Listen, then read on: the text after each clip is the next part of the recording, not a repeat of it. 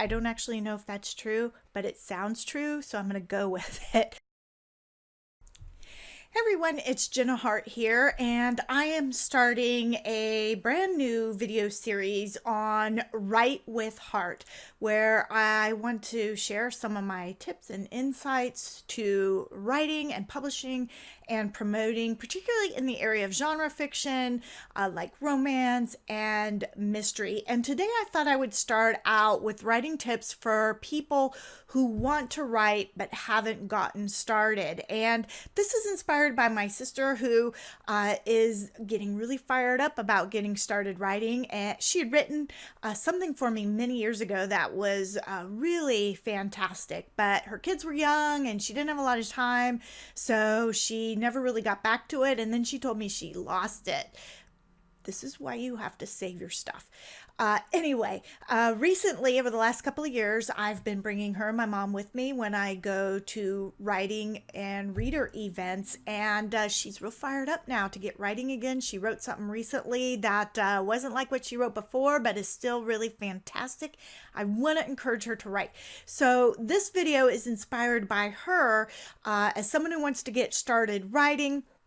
And like any new activity you're going to start, you have to find the time and have the energy and the motivation to do that. So I wanted to start with my 5 tips for people who want to write. The first one is to write what you want to write. Now, there's the saying out there, write what you know, which makes no sense in fiction, because I write mysteries and I have yet to fall over a dead body. I have never tried to solve a crime. So writing what I know doesn't make a lot of sense. I'm pretty sure George R.R. Martin never saw a dragon. Tolkien never met a hobbit. You got to write what is in your heart and in your head, that thing that is sort of rattling around in there, begging to come out. That's what you need to write. And this is really important for those of you that are thinking that maybe this could become another career or second income or something like that.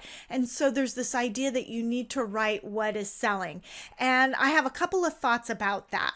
The first one is, if you want to get traditionally published, there are some guidelines that you need to stay within. Publishers want you to write within the lines because really they sell to bookstores, and so bookstores sort of dictate what goes in there, and they need to be able to figure out where to set it on the shelf. But for example, let's say you wanted to self-publish. That becomes much easier because the truth is readers are much more open to you writing cross-genre or breaking rules and going out of bounds, as long as they have a good story. And of course, with the internet, it's much easier to reach them now. So being on a physical shelf isn't quite as important because it's easy for them to find you. So that's why we see so many very successful self-published authors who might be writing things that seem kind of strange, but readers don't care because they just want a great story. So I'm going to tell you to write the story that you want. And maybe it'll get published, maybe it won't, but you're going to learn a whole lot. Diana Gabaldon, her first story was a throwaway story. Now, granted, Outlander was bought and has become a huge thing, but she went into it with the right mindset of just, I want to write something that is close to my heart, and from it I'm going to learn. That's what you want to do. So whatever your story is that's rattling around in there, write that. All right, tip number 2, write often. Now, when I say write often, I don't mean you need to write for hours a day, every day. I know that most people can't do that. Authors who are making a living at their craft can do that, but even then, most of them don't write more than 3 or 4 hours a day. There's only just a couple that I'm aware of that might write 6 to 8 hours a day. That is still a lot, especially if you're a new writer. So maybe you just want to start out with a half hour a day or an hour a day. I'm convinced everybody can find a half hour or an hour today. If you're binge watching on Netflix, you can find an hour out of that to write instead. You can get up a half hour earlier. You can use your lunch break. There's stories about Grisham, or one of those legal thriller authors, who would write on the train during their commute. So you can find time to write 250, 500 words, maybe even 1,000 words. If you know what you're going to write, 1,000 words can be written in about an hour. So the idea is you want to find time. You want to try every day, but if not every day, set a schedule where you're writing every other day or a couple times a week, because the more often you write, the more words you get down, and it becomes sort of a self-motivating thing. And also you start to get into the habit to make writing a regular thing, as well as the more you write, the better you get. So find time to write often. Tip number 3. Turn off your inner critic when you're writing. This may be one of the hardest things for many writers to do. You start writing and you notice you've spelled something wrong. The comma's in the right place. It doesn't sound right. You got to turn all that off and just let your muse flow. Let the creativity go. Just get it all down, because you can fix it later. But if you keep stopping yourself and telling yourself it's no good or having to go back and fix it, you cut off your creativity. Editing and revising uses a different side of the brain than your creativity. I don't actually know if that's true, but it sounds true, so I'm going to go with it. I just know the minute that I stop to go back and do something, my flow of creativity stops. So you just want to let it go. Get it all out on the page. You can go back and fix it later. And you can just do that through the whole way through your manuscript, or sometimes people like to, as they start their next writing period, at that point, they'll kind of go through and fix things up at that point, and that's a good way to get you back in your story. But while you're writing, you really need to turn all that off. You also need to understand that it's okay for it to be bad. It should be bad. Everybody's first draft is bad. A first draft is never published, and an author, no matter how experienced they are, doesn't send in their first draft. And if they do, they probably have more rounds of edits. In my experience of being traditionally published, generally I go through several revisions of my manuscript. If I've asked my agent to look at it, she will send it back with notes and comments and things like that she feels need to be changed, or I need to respond to, or there's some gaping hole in the story. Then it goes to my publisher. My editor reads it, sends it back, and then it goes to the developmental editor. And they're the one who is charged to reading and finding all the holes and things that aren't working in the story, as well as fixing things like, am I using certain words too often? And after that, it goes to a copy editor or proofreader, and they fix all the commas and the things that are spelled wrong. So by the time you read a book, it has been through several editors. Now, I know you're thinking, I'm seeing a lot more errors in books these days. And that is true. I see them too. So somehow the editors, the copy editors at least, maybe aren't catching everything. But that doesn't mean the book went out after the first draft. Books are edited by traditional editors. And if you're going to self-publish, you're going to hire an editor. You really do need to hire an editor. So your first draft isn't it. So you might as well just let it rip, let the creativity flow. Don't worry about how it sounds, whether you've spelled a word wrong, whether it needs a comma or a colon or whatever. That's why we love editors. They help us fix things up. Just write. Turn off the inner critic. All right.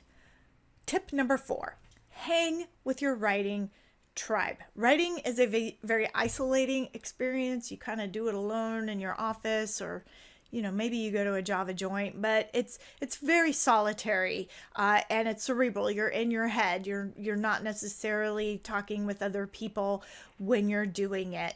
And I believe it's very important that you sometimes get out and talk to other writers.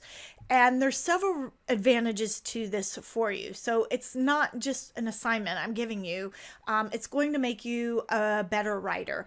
And it's also going to help you if you want to someday publish your writing. One of the important things that you get, for example, if you go to a local writing group, is you might be able to get some critique. So you're going to get feedback. Do you always use the feedback? Not necessarily. And dealing with critique and doing critique is a whole other video that I will do another time.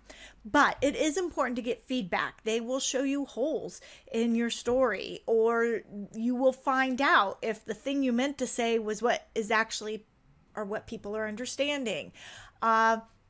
So critique becomes really important. Also, by critiquing other people's work, it's easier for you to see and understand writing, so that then you can become a better writer. But critique isn't the only place to hang out with your writing tribe. Going to writing conferences, attending book festivals. There's all sorts of ways that you can get out and hang with other writers. And let me tell you something, when you start writing and you start talking to your family about people that you made up in your head, and you start talking to them like they're real people, they're going to look at you like you're a little bit strange. So getting out with other writers means you're going to be with people who understand writing, who get what you're talking about, who understand the challenges that you're going through, who will get that you are talking about a character and not think you're weird for treating them like they're real people, because they kind of are real people. They're just kind of living up in here. So that becomes really important. It also can be really helpful in terms of networking. One of my publishers and my agent I found by networking at writer events. So it's a really great place to get connected with other things that you need to know. If you do publish your book, you need to market it. And through writing groups, you're going to learn about different ways you can do that. You'll learn about different events. For example, I've been writing mystery for a while now, so I go to a lot of mystery events for readers and writers. I just was at the Suffolk Mystery Author Festival. In May, I was up in Maryland at Malice Domestic. So you learn about those things so that you can attend them. Now, if you live in a tiny area or you can't afford to go to some sort of conference or something like that, you can still connect with your tribe online. I do recommend that you should find the money to go to at least one event in person a year, because the other benefit of going to them is you are going to get really energized. One of the reasons my sister is really fired up is because we just got back from a writer's event, and then a couple months ago we were at another one, and now we're planning to go to one in September back up in Maryland. So you get really energized and excited and motivated and inspired to start writing again. So I highly recommend going to at least one in-person event of some sort per year. But in terms of critique or just connecting with other writers, yes, you can do that online. There's Facebook groups and LinkedIn groups and all sorts of ways you can do that online as well. Just do it.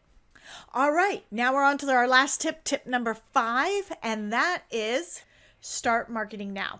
If you intend to sell your book, whether you want to get an agent and a publisher or just a publisher, or whether you want to self-publish your book, now is the time to start talking about it. I know it sounds ridiculous because maybe you haven't written a single word yet, but the truth of the matter is, whether you're traditionally or self-published, you're going to have to market that book. Traditional publishers are often going to look at what you may have already done in terms of getting the word out about your book, the groups that you belong to or are networking with, because they want a book that sells. The book world has become much more competitive. There are lots of books being sold, but there's lots of books being published too. So an editor is going to want to see that you're going to be able to get this book in front of your readers. So the best way to do that is to start finding your readers now. The same is true with your self-publishing. You don't want a book to come out and have nobody buying it. You want to be able to start telling people about your book, what you're writing, the research that you're doing, talking about other books in your genre, so that you're actually finding readers who will want to buy your book.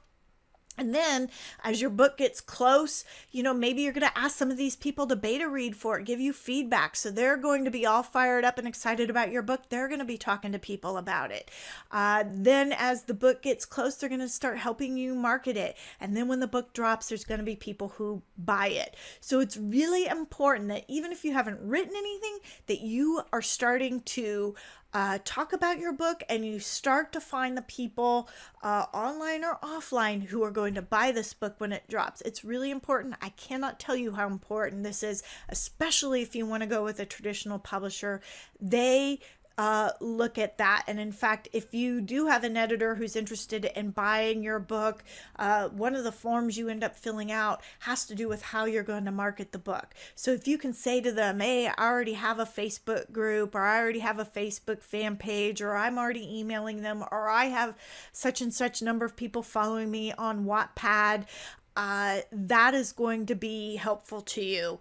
And so that's what you want to start doing now. And again, Wattpad might be a good place to start, because Wattpad is all about sharing your writing and developing a following. So that may be the thing that you do for now until you start getting closer to publishing. And then at that point, you might have a Facebook page where people can gather and learn about you. Maybe you're going to have a website.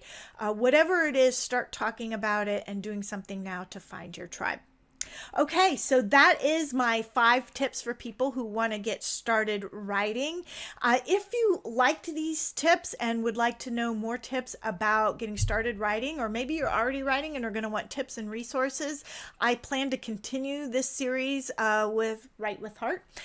So please subscribe and hit the bell so that you will be able to know when new videos go up. If you have tips of your own that you want to share, please do so in the comments below, or maybe you have questions about the tips that I've shared or other things that you've heard about writing. Please leave those in the comments below. I would be happy to answer them. Thank you so much for watching this video. Until next time, this is Jenna Harte. You can visit me over at jennaharte.com. And until next time, write on.